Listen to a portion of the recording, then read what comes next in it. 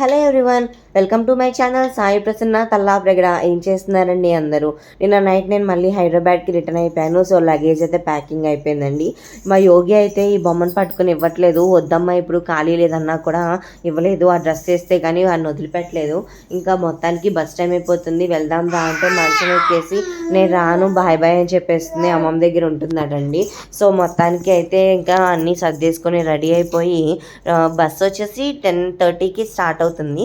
నూజివీ to Hyderabad direct bus తీసుకున్నామండి. ఎందుకంటే పాపని మళ్ళీ లగేజ్ ఉన్నాయి కదా, సో క్యారీ చేయలేను నేను అని చెప్పి మొత్తం డైరెక్ట్ బస్ తీసుకున్నాము. ఇంకా యోగి బస్ ఎక్కిన తర్వాత మా డాడీ వచ్చారు డ్రాప్ చేయడానికి. మా అమ్మ రాలేదు, లేట్ అయిపోయింది కదా బాగా, అందుకని ఇంకా మా యోగి అయితే ఫుల్గా బస్ కదిలే వరకు కూడా వాళ్ళ తాతతో ఆడుకుని బాగా ఎంజాయ్ చేసింది.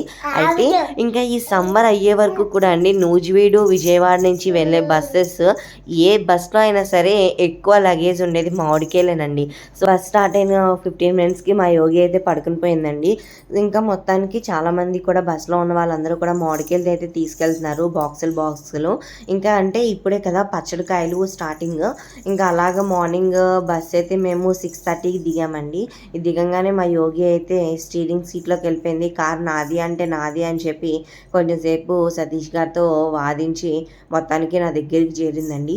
యాక్చువల్లీ బస్ వచ్చేసి 5:30కి దిగాలండి నేను, కానీ 6:30కి ఎందుకు దిగాను అంటే నేను దిగాల్సిన ఎల్బీ నగర్ అయితే నేను దిగింది దిల్సుఖ్ నగర్లో అండి. సో బస్ అయితే కొంచెం ముందుకెళ్ళిపోయింది. సో మళ్ళీ దిల్సుఖ్ నగర్ మెట్రో దగ్గర దిగితే సతీష్ గారు వచ్చి పికప్ చేసుకున్నారు నన్ను.